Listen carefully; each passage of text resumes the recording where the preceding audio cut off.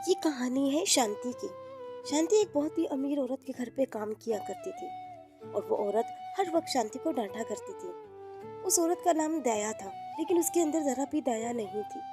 शांति को कहती है, अरे ओ, अगर काम सही करना है तो कर, नहीं तो यहाँ से चलती बन। पैसे हराम के नहीं देती हूँ मैं तुझे।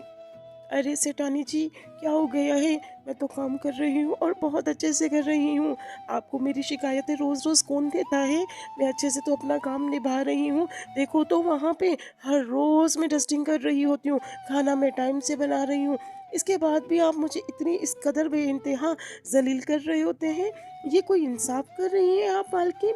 मालकिन, अगर आपको मेरे सही नहीं लगता काम, तो आप किसी दूसरी को रख दो काम में, जो आपका काम बिल्कुल अच्छे से करे। शांति ये सारी बातें दया को कह के वहाँ से चली जाती है और बहुत ही चिंतित होती है।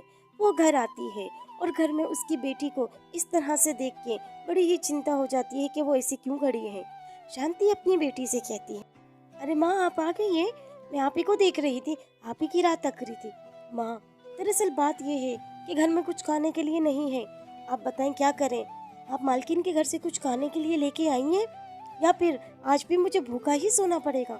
कुछ करना पड़ेगा माँ, इस तरह से जिंदगी बसर नहीं होगी। अरे मेरा बेटा, मैं समझ सकती हूँ, लेकिन मालकिन हर वक्त मुझे जलील करती रहती है। इस वजह से मैं वो काम छोड़कर आ गई हूँ। अब क्या करूँ? मैं ज़रा तुझे भेजती हूँ वहाँ पे सामने पड़ोस में दया के घर में, ठीक है? वहाँ जाके तू थोड़ा बहुत कुछ राशन लेके आ जा, वो तुझे दे देगी। शांति रास्ते में दया के घर ही जा रही होती है थोड़ा बहुत राशन लेने के लिए। दया वो जो उसकी बचपन की दोस्त होती है और इसी तरह की नाम की उसकी मालकिन भी होती है, जो कि दोनों में बहुत ही फर्क होता है। यहाँ पे पायल जो है उसको राज कहता है, अरे पायल, तुम कहाँ जा रही हो? और वो भी इस तरह से? क्या हुआ? इतनी हड़बड़ा क्यों रही हो? अरे राहुल, दरअसल वो मुझे ना माँ ने कहा है कि दया आंटी के घर जाना है और थोड़ा बहुत राशन लेके आना है। बस मैं वहीं जा रही हूँ। अरे तुम यहाँ पे कैसे? तुम कहाँ जा रहे हो?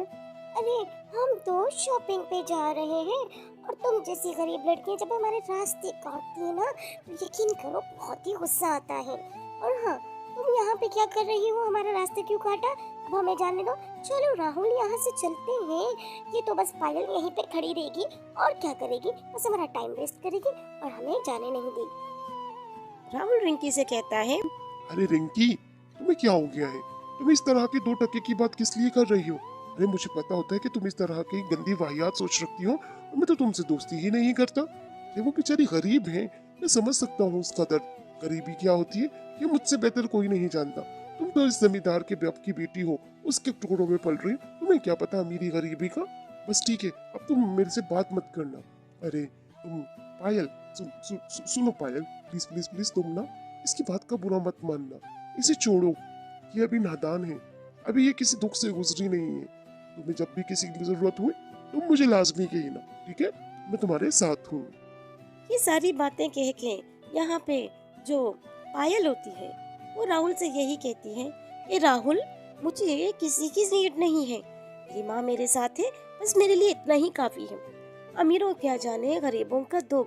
बस ये कहते हुए पायल तो वहां से चली जाती है और देखती क्या है रास्ते में कि यहाँ पे तो राहुल और रिंकी भी चले जाते हैं। अब क्या होता है बेचारी पायल के साथ, देखते हैं आगे। पायल एक लोकल मार्केट में चली जाती है। वहाँ पे एक आदमी को पाव भाजी बेचता हुआ देखती है।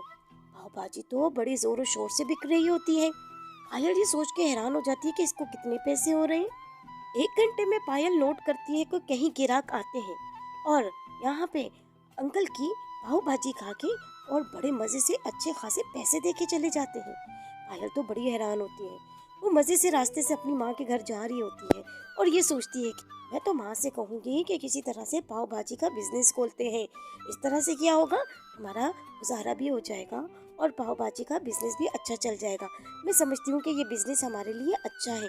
ये सारी बातें कहते हुए पायल जैसे ही घर आती है और उसकी माँ पायल से कहती है, अरे पायल, किधर चली गई थी तुम? मुझे कितनी तुम्हारी चिंता हो रही थी। क्या हुआ? क्या हुआ? कोई बात है क्या?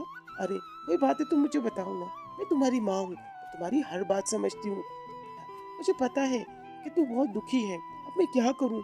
तू ही कोई हल बता इस गरीबी को खत्म करने का। बता बेटा। अरे माँ, पाव भाजी का बिजनेस बहुत चलता है। मैंने रास्ते में देखा एक अंकल को, वो पाव भाजी बेच रहा था। 1 घंटे में कई ग्राहक आए और पाव भाजी खा के लेके चले गए और अच्छे खासे वो पैसे बटोर रहा था। बताए क्या ख्याल है आपका? पाव भाजी का ठेला लगाते हैं और दोनों माँ बेटियाँ खूब सक्सेसफुल और तरक्की हासिल करते हैं। ठीक है माँ, समझी? पायल की बात को शांति अच्छे से समझ गई और वो ये सोचती है कि वो पायल का साथ देगी पाव भाजी बनाने में। इस तरह से क्या होगा कि किसी की गुलामी भी नहीं करनी पड़ेगी और अपना एक अच्छा बिजनेस भी हो जाएगा और 2 वक्त का खाने को भी मिल जाएगा। पायल और उसकी माँ किराए पे एक छोटी सी रेहड़ी ले लेती है और पायल की माँ पाव भाजी बड़े मजे से बना के बेचना शुरू कर देती है।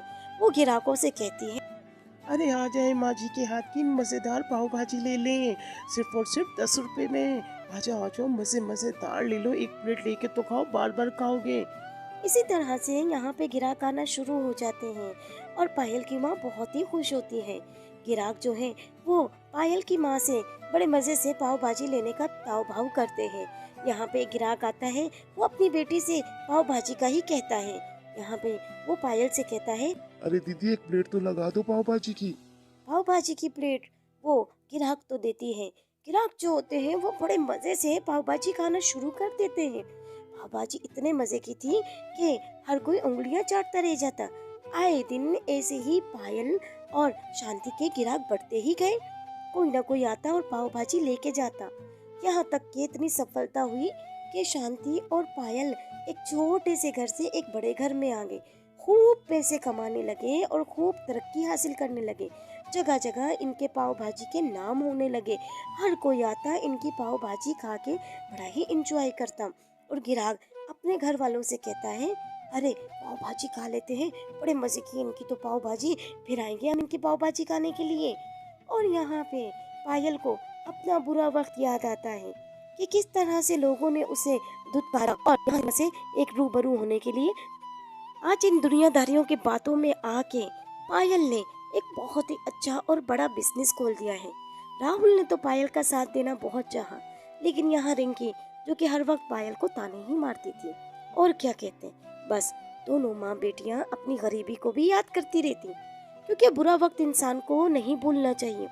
बुरे वक्त से इंसान को याद है कि पायल और उसकी माँ एक बेहतरीन मिसाल है, जिसकी वजह से वो एक कामयाबी के पहरे में आके खड़े हो गए और पाव भाजी का बिजनेस इतना चलता गया कि दोनों बेटियां एक छोटे से नए घर में आ गई। अब पायल और उसकी माँ को किसी की जरूरत थी, न काम की और न किसी सहायता